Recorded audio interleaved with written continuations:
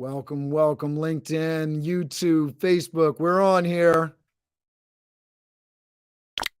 Steve Spiro, you're a mentor, you're a consultant, you're a business owner, but most importantly, you're a host of your own show and you're also a master connector.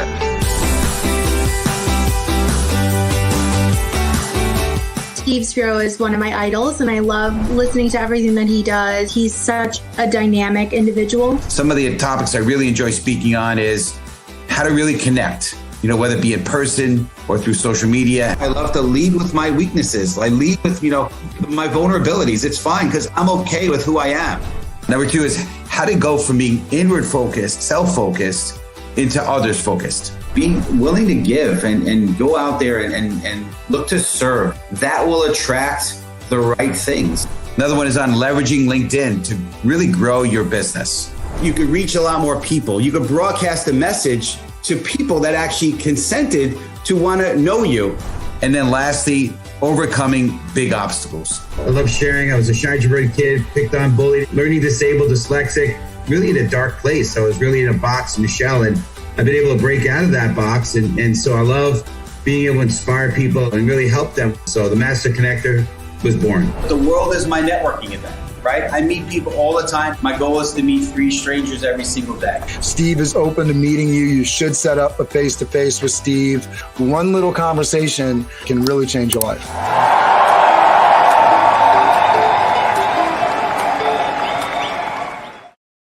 All right, LinkedIn, if you are on here, you're on YouTube, Facebook, let us know right away where you're tuning in from. We got Mama Spiro checking in, Poughkeepsie, New York in the house. I'm coming to you from Valhalla, New York. I know that we got Mr. Steve Spiro, our master connector, tuning in from Stamford, Connecticut. We'll see where Robbie's tuning in for him today.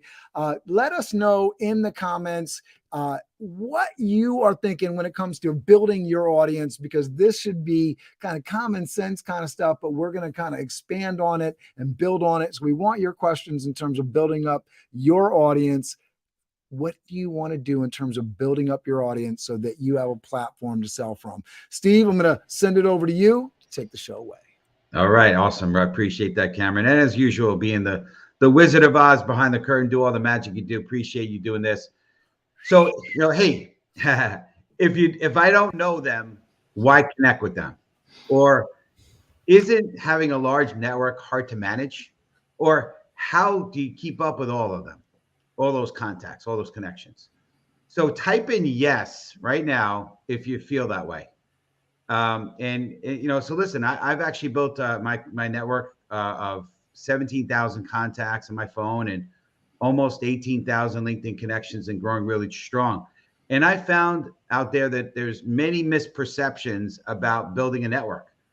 People, know the phrase, your network is in direct proportion with your net worth, right? We know that, right?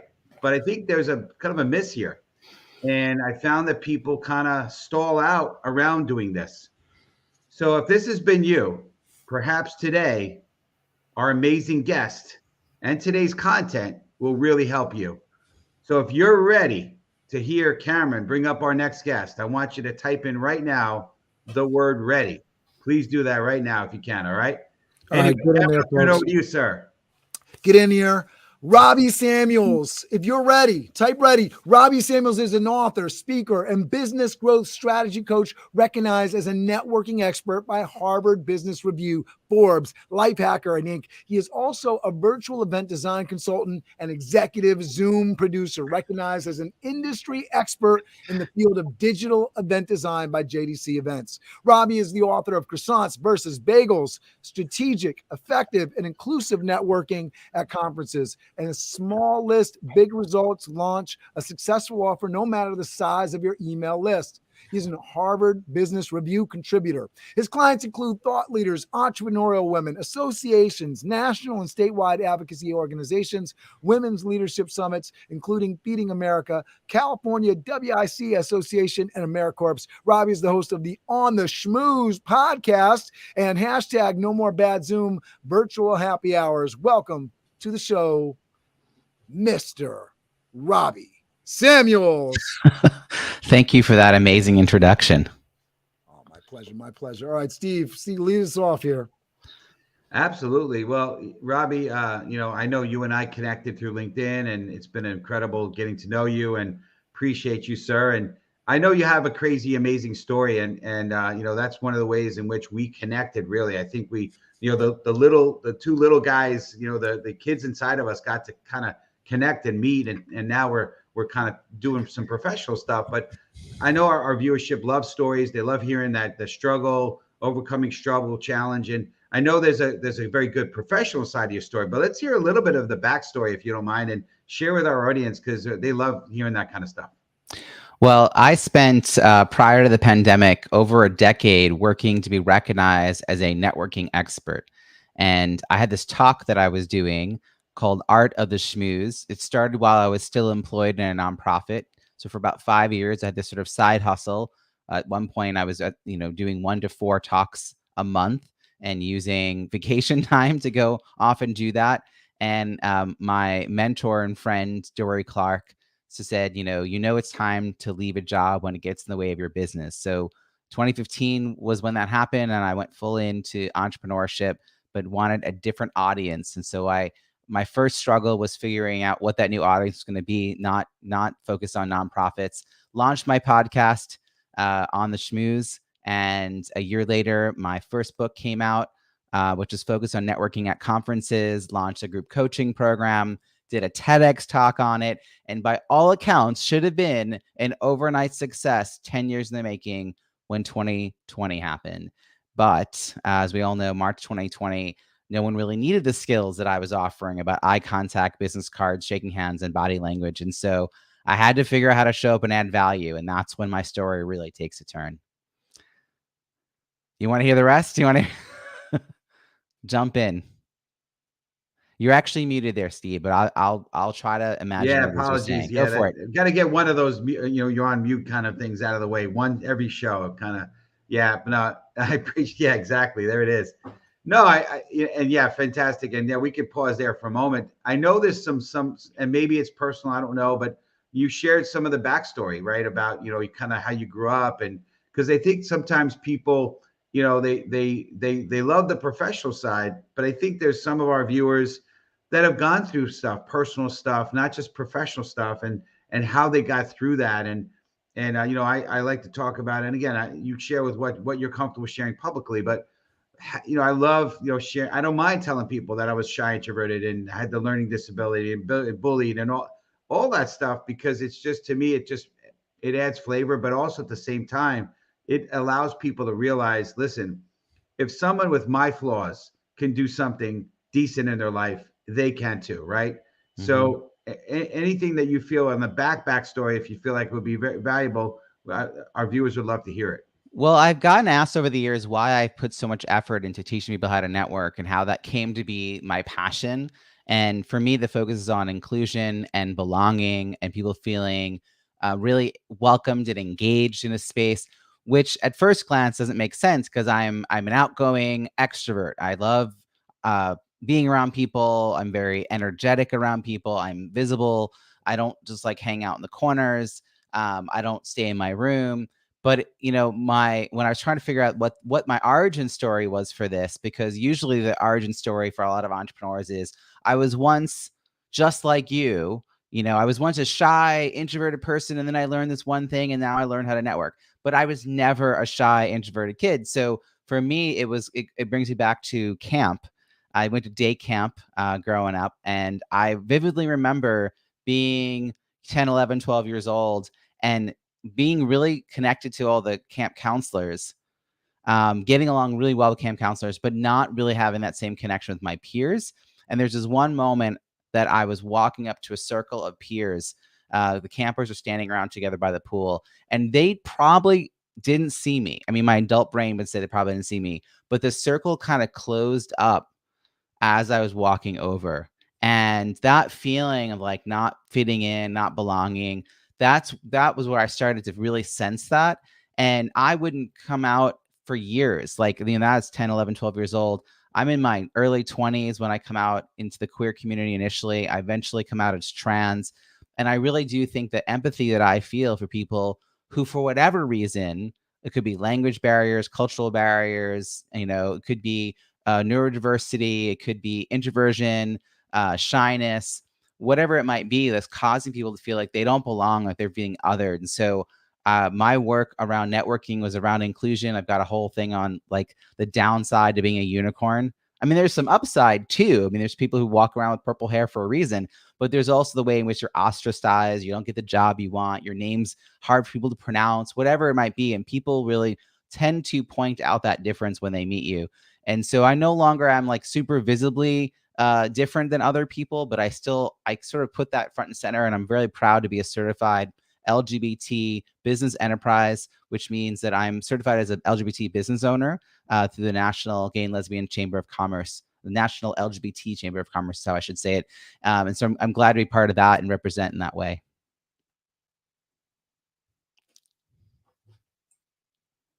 You're on mute. One more time. Number two. All right. Trying to be respectful, keeping off mute on then. Anyway, yeah, we appreciate you sharing about that. And yeah, we are all about, obviously everyone is welcome. No, we believe in inclusion as well. So yeah, so and I feel that too, like the networking thing. I think, I've talked about it on this show before, like just the feeling of, I don't even know if you need to necessarily feel different, but I feel like, you walk into a cocktail party, and for me, I can be extroverted in certain situations, but I'm an introvert, especially walking into a cocktail party. And that's one of the toughest things that sort of the backs and trying to go in and introduce yourself. I think a lot of people can put themselves in those. Cameron, I saw you ask the question in chat, are people into croissants or bagels? And I want to say that, like, if we were talking about eating, I love a good bagel. I'm from New York. If we're in Montreal, I would take a good croissant. But this is a metaphor for that moment that you just described. So when we now we're getting back to in-person events, this is relevant again. My TEDx talk is all about this. Thankfully, it came out in January 2020. But it wasn't relevant in the last 2 years. So as you're walking in those rooms, people are in those tight circles, those shoulder-to-shoulder huddles, those clusters, and you don't know kind of where to go. And I think that could make pretty much anybody feel awkward socially about stuff like that. But if you see an opening, if one person, one of those circles shifts their body language to make some space, then it goes from being that tight bagel that's impossible to break into to the croissant. And the croissant is both the reminder to you to look for those openings, but also a reminder that you're there to meet people. And so how can you stand, even in a one-on-one conversation, so that you're more approachable? Because you don't go to events just to absorb content. You go for content and connection. And in fact, my story kind of shifts to the virtual world, because when that happened in March 2020, I said, you know what? Virtual events can no longer be the exception to that. They had been all about content, a whole bunch of webinars, 45 minutes of death by PowerPoint, followed by ineffectual Q&A, no one moderating chat. So we needed to find a way to design these online virtual experiences that provided engagement and provided opportunities for connection and learning. And so that became my mission starting in 2020. I love that. And so now with the new context, if you're in the comments, are you the croissant person that's opening it up, right? And leaving some space and trying to include other people besides the people that are at the table? Or are you the bagel person that's just closing people out, right? So now we got a little bit of a new context. I like that. That's great. Yeah. And listen, I could relate big time to, I was the guy trying to, get into that circle. Right. I mean, it took a lot. It still to this day takes a lot of guts for me to go into a networking event and actually walk up to a crowd of people. Actually, I was recently asked to speak on networking, kick off a networking event at a summit, in-person summit. So I'm there to network. I was actually on the billboard as the networking guy, the master connector. And I still had, trepidation about going to these circles, these clusters of people and making those conversations or starting conversation. But yeah, what I've learned is you just do it anyway. Right. So, but kudos to you. And I appreciate your message. Yeah. So we're going to ask you a question. And before we do that, I know Robbie's got a lot of great stuff to share. If you want to hear the next question, I'd like you audience viewers to just type in the question mark. If you're ready for the next question, type a question mark right now. Simple. Just the question mark symbol. That's it. Anyway, in good faith, because I'm not looking at the chat, so I'm hoping that everyone's listening and paying attention. Simple question, Robbie, and you kind of touched on a little bit. but why build a big network? What's the reason behind that in your perspective? I know for me, it's to have a great audience so that I can actually get a message out to. But I'd love to hear the audience is sick of me and Cameron and our perspective on networking. We want to hear your perspective on networking. Well, I joked in an email that I wrote a couple of years ago that I wanted to have the kind of network that people would reach out to me something that felt like kind of a random request. Like, do you know anyone who grew up on a dairy farm? And I'd be like, oh yeah, I know someone who grew up in a dairy farm. And that was the example that I included in the email. And 4 people wrote back to tell me their history and experience, either living on or growing up on or knowing someone who grew up on a dairy farm. And so I now can say that if you want to know that, I can go dig that out and introduce you. And so for me, it's like, I want to have this really diverse sort of network because I want to be a resource. That's been like a driving factor for me. But I also believe that the outer edges of our network, the people who are least like us in how we were brought up, our education, our beliefs, are where we're going to get the most innovative ideas for what we do. So if you're a lawyer, sure, you're going to know lawyers, but hang out with people who are not lawyers to get ideas for how to run your business that will be different than what other lawyers are thinking to do. And vice versa, if you're a person who doesn't know anything about that, you'll learn something from the lawyers if you hang out with them. So I just think that innovation comes from those edges. And I also truly believe that relationships are the answer to any business or life challenge. So by, not just acquiring a list of names, which is the business card collection or LinkedIn connection sort of way of doing networking, but by actually nurturing and cultivating these connections, there's nothing you will ever want for. Like when I went out on my own, I was not on my own. I had an entire network of people who were really rooting for me, who were supporting me, who believed what I could offer. And so when we're thinking about offering new services, new products, new solutions, I think we often discount how much our networks can support us in creating that. And that's been the focus of my work lately. That's great. And I gotta believe I'm mind reading our viewership, because I feel like a lot of we think similar, right? Our community kind of gravitates to us because I think we have a similar mindset. But we're saying why have a big network, but on the screen right below right next to your name, it says smallest big results. So can you tell us a little bit of what that means in relationship to the first answer? Because it kind of almost contradicts itself to a degree. And I'm sure that you're being dramatic in that title. Well, okay, here's the thing. Listening up to everyone who's paying attention here, okay? Have you ever created what you thought was an amazing offer, except it didn't take off? And then you had to think about, well, why didn't it work? And you have to think, is it that you don't know your ideal client, you don't know how to market it, you have a small email list, or you're an imposter and you shouldn't be doing it anywhere? So answer one is ideal client. You don't know your ideal client. Put 1 if that's why you think it's failing. If you think it's more than one, use more than one of these. 2 is going to be you don't know how to market it. 3 is going to be I have a small email list. And 4 is going to be I'm an imposter. I shouldn't be even trying this. So I've done this poll with tens of thousands of people at major conferences for coaches and entrepreneurs. And it's interesting that a lot of people say they don't know their ideal client. They don't know how to market it. But quite a few people will say they just don't think they have a big enough email list. And if the way you think about who you're selling to is limited to the people on your email list, well, of course, it's going to be smaller than your network, right? No matter how many people are on my email list, I'm always going to have more people in my network. So the small list is and by the way, small is the eye of the viewer. Like if you're 250 people, we're going to probably all agree with a small email list. But if you have 5,000, some people might think that's really big, but you might be comparing yourself to people with 50,000 email subscribers and think, oh my gosh, my email list is so small. So you'll have your own belief system around your size of your list. But if you are expanding that to your LinkedIn connections, your Instagram, your Facebook, your Twitter, wherever your people are and hang out. And I know that Steve talks a lot about his 17,000 phone connections, his contact list. You will actually be surprised how many people you have stored on your phone, because every time you get a new device, you've imported the old contacts to the new device. So I went looking and I've got people from 13, 15, 16 years ago still in my contacts. And at some point, they were people that I talked to regularly on the phone. And so those are deep connections. Even if we haven't talked in 6 years, those are people that I could text out of the blue and they want to say hello. So I just think we have to think much more broadly about who we're tapping into. And then the next steps are to figure out like, well, how do you discover likely prospects from within that existing network who already know, like, and trust you? So that's like a process question. But initially, you've got to look bigger than the email list that you've been building.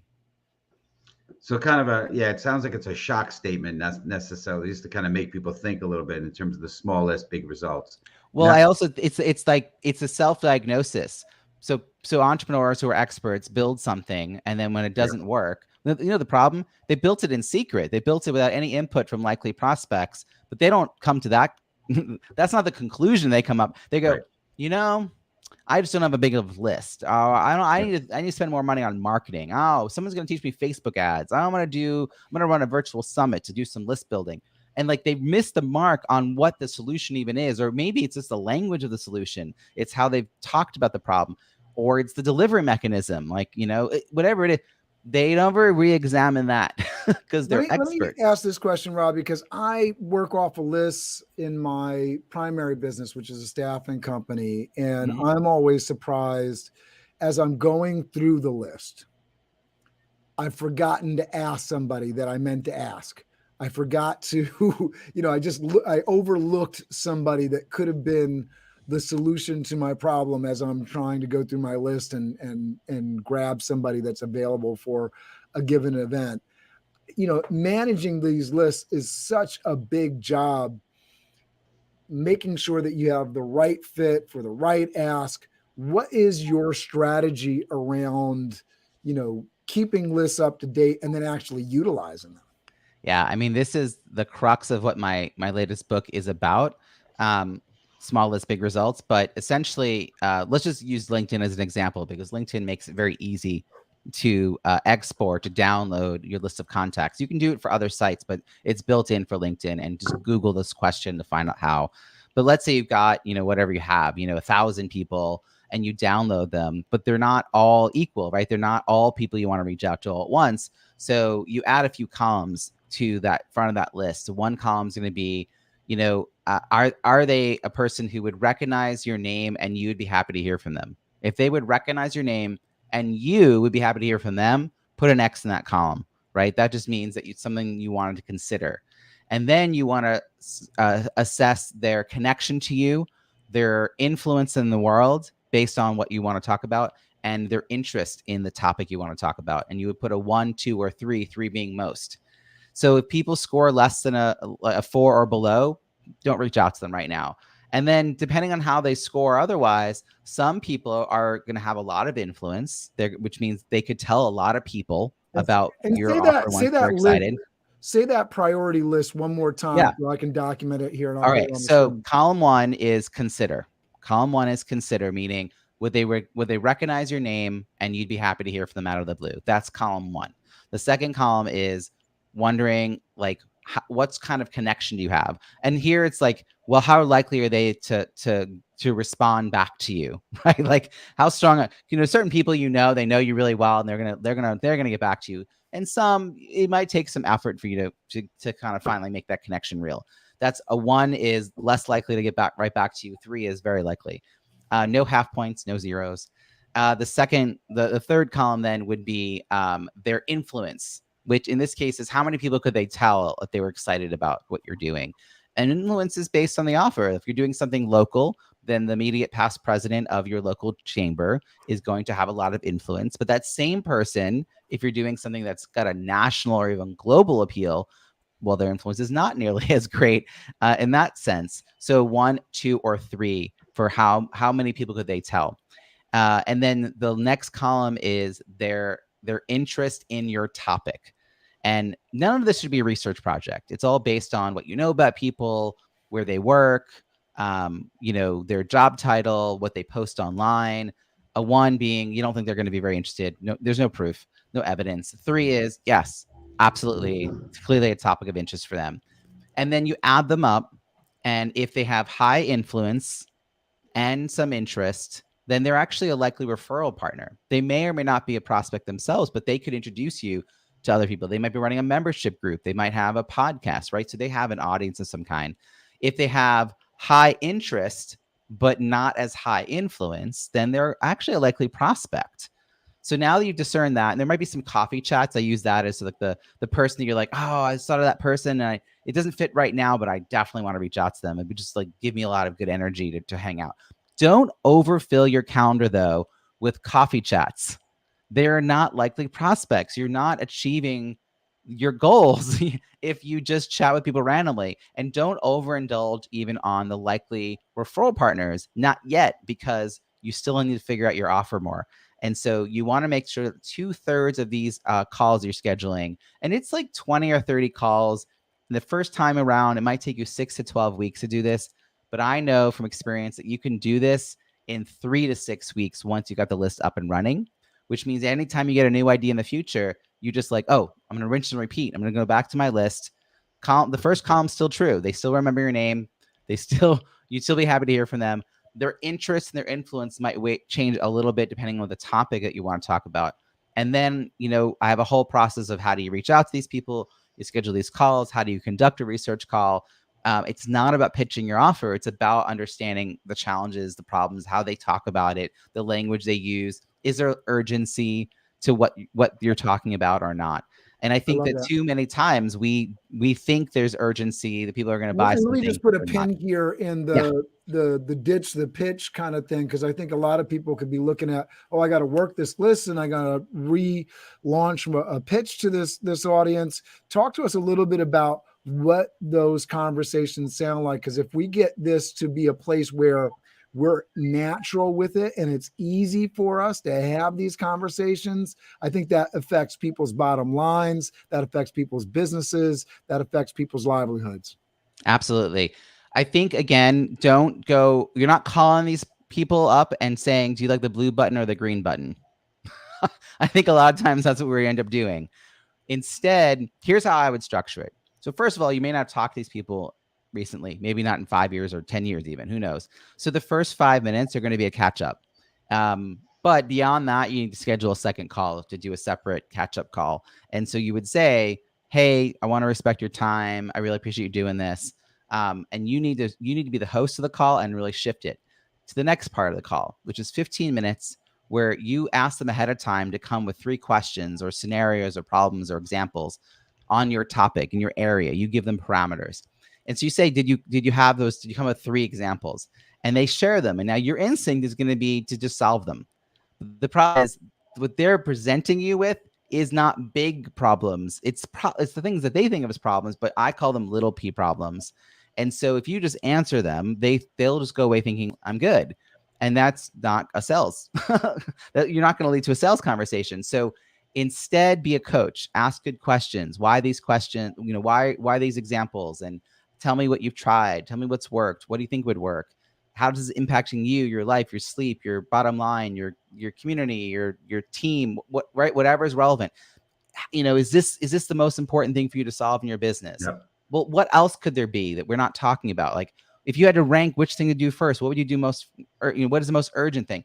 What you're really trying to understand is how much effort. Like, if they could easily do a Google search or look for an app in the App Store to get somewhere towards a solution, and they haven't even bothered to do that, they're not going to look on Google for you. Sure. They're not going to look in the App Store for your app, right? So don't think that there's more there than there is. If they're telling you, I haven't really tried to figure this out much. No, I haven't spent any money on the problem, then it's not an urgent problem.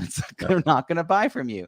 So that's that part of the call. And the last 10 minutes is where you sort of say, hey, based on what you've said and other conversations I've had and people I've worked with, here's 1 or 2 things that you can now try in the next few weeks, and outline kind of what they are. But I always make it very clear. Listen, if we were actually working together one-on-one, I would do a 3-hour deep dive, vision, values, strategy.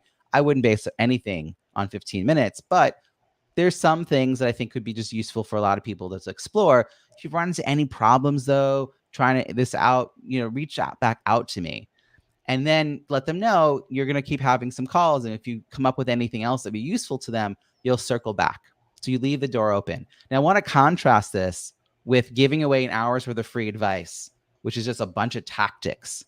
And if we do that, people do not come back to us. And I've actually got a magical question. I will share. I have a video and the full text of this at robbiesamuels.com/magical. If you go to robbiesamuels.com/magical, it's a really simple phrase to shift the conversation into a prospect call. It's most useful when you're on a random chit chat catch up call with somebody and you suddenly realize you've been giving away a ton of great, valuable advice. And you need to pull yourself back from doing that and shift this into a conversation about working together. So research calls have a tight sort of framework for how you do them. You also may end up in conversations with people sort of randomly that lead to this conversation as well. And being prepared, I think, is a big part of it. That's great. Amazing nuggets. Boy, viewers, I'm hoping you're getting a lot of great stuff out of this. This has been amazing. So I want to ask you a question. There's probably two questions that I might combine here, and because we're getting to the top of the hour, top of the half hour here. Sure. But if viewers, if you're ready for the next one, I want you to type in next, NEXT. You're ready for it. All right. So I'm going to combine them, right? As an entrepreneur, you've struggled to find clients. We all have, right? How have you overcome that challenge? And ultimately, the real question, which is why they're on this call, this show today, which is how do you build an audience for creating an offer? We got to get to that piece of it. You're kind of touching on it right now. You kind of been covering that a little bit, but I want to make sure we kind of cover those. Both of those things are what I just said. Honestly, the answer is review what I just said. And also, if you go to smalllistbigresults.com, you'll actually get the book and you'll get access for free. Even if you don't buy the book, you'll get access to the Big Results Toolkit. The Big Results Toolkit has a bunch of resources to help you implement these strategies, including the Wake Up Your Network workbook, which outlines what I just said in real detail. You can print it and write all over it. It also talks about what do you do with all this information you gather, all the data. I mean, I will teach you how to enable captions in Zoom so that when you record, you get the full transcript. You don't have to upload it anywhere. It just is. But then how do you cull through that and look for themes and find the problem language? And how do you know whether the problem language is urgent or not? Because we have to stop thinking that just because we're the expert, we know. And what this does is it builds the runway for an offer to take off. Now, if you've got 50, 100,000 people on your email list or more, you probably don't need to do all these things. You just throw an offer out and you're going to find a dozen people, 20 people, 40 people who want to say yes. That's not my case scenario. And that's probably not true for a lot of the folks watching. So if you don't have that, you need to build a longer runway for your ideas to take off. So every conversation you have, all these 20 or 30 calls you're having, that is building rapport with people who may be a likely prospect or referral partner or might know the perfect person. And they will all feel bought into the process. They'll believe you, they'll feel heard, and they'll want to support you. And that's where you'll get that momentum. And sometimes it's just a shift of a little language shift from using the word fatigue to using the word exhausted, right? It's going to be a small shift. Sometimes it's delivery. You think, oh, I want to do a mastermind. I'm super excited about masterminds. And you realize, wow, people really need training. They're not ready to implement. They need training. Oh, wait, let me shift my plans here. And I did something like this with someone, and they ended up doing a pilot by texting people something every day for them to work on for 5 days. That was their pilot. Like that, it was super low key. So I'm not stuck on the medium of how you communicate your message. And I think you should really look to see what would fit for your life. What do you want to do? And then what would people want based on what is their perceived sense of individual versus group, online, live, asynchronous, whatever. But listen to people. They will tell you what they need help with. And then you provide that service and they buy it, and they buy it happily, and they promote you and they refer you. And I just think so many of us, myself included, build these things in our little basements. And then we bring it out to the market, and the market says, who are you? What is this? I don't need this. And then we're like, oh, what happened? Yeah. So what happened is they don't get the bigger problem that you're trying to solve for. So your solution is a huge mismatch. So that's my answer. I'll tell you what, great stuff, Robbie. We're actually at the tail end here of the show, which is there's so many more. Too bad we're not in an hour segment like we used to be back in the day, but great stuff. Definitely people need to connect with you. I will say this. I was asked to do a YouTube video with Nicole Atias. I'm not sure if she's on right now, but she asked me to talk about Ditch the Pitch and what Cameron had talked about. And I love what you're saying, because the typical sales call, prospecting call is you're trying to pitch something, you're trying to sell something. And what you're talking about is the opposite, which is really asking enough questions to unpack their needs, their wants, their desires, the pain points. And now you maybe offer something. And I love your wording, which I'm hoping the viewers, I'm going to go back and re-listen, or I'm going to get your free download stuff and see the wording, because I love what you said, which is, do this, try this, but if you have any help, if need any help or challenges, you can always reach out to me, which basically there's the soft sell right there. That's the layup there, waiting for them to just say, yeah. And that's awesome. I love it. I think it's great. And, we got a great question from Man Small. It says, Robbie, do you tell your clients that you need to post every day if they want to succeed, or concentrate more on the engagement and creating conversations? So if you follow the process I'm discussing here, you could have no email lists and no social media presence and still validate an idea you have that leads to a pilot that could lead to an offer. So it's I'm not saying you shouldn't have an email list, you shouldn't have a social media presence. I'm just saying, instead of waiting until some point in the future when you feel like you're ready, just start doing this now, and you'll have a better idea of what to write about. You'll know what kind of content to create. You'll know whether people want video or blogs or podcasts, and you'll start to really cater to the audience you want to nurture.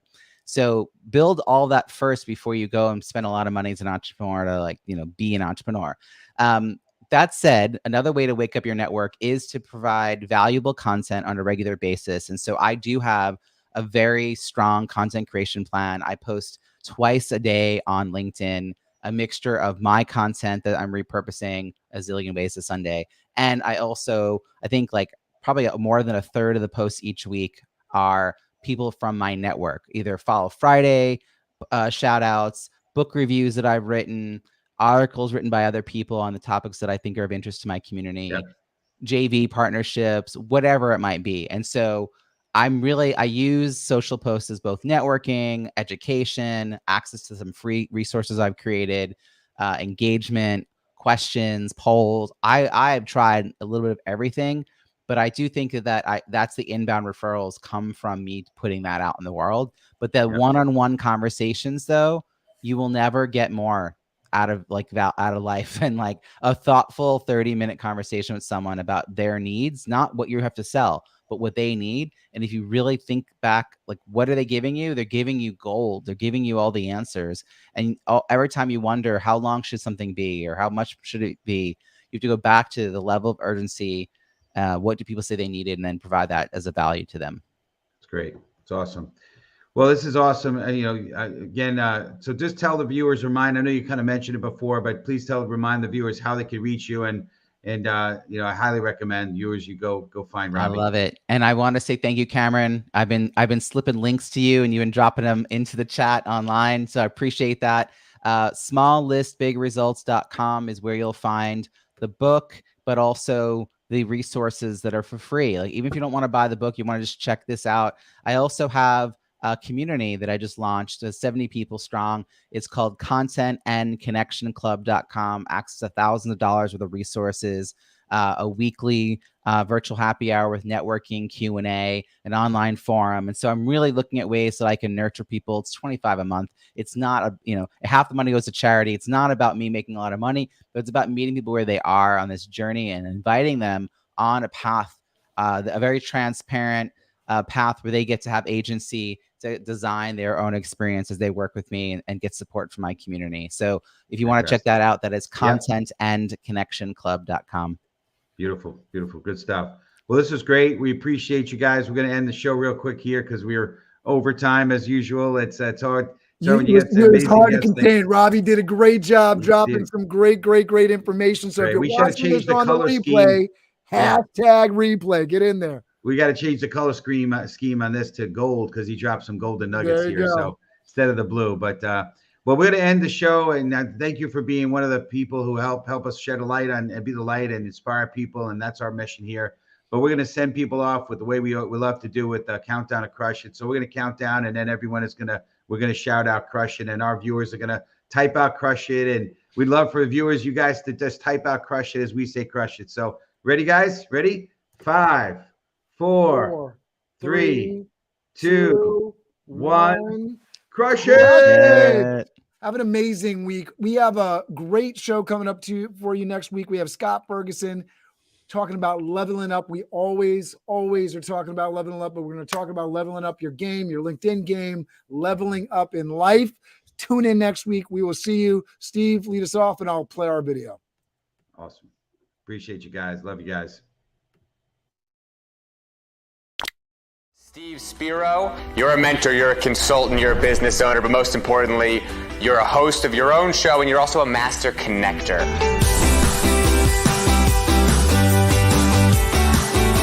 Steve Spiro is one of my idols, and I love listening to everything that he does. He's such a dynamic individual. Some of the topics I really enjoy speaking on is how to really connect, whether it be in person or through social media. I love to lead with my weaknesses. I lead with, my vulnerabilities. It's fine because I'm okay with who I am.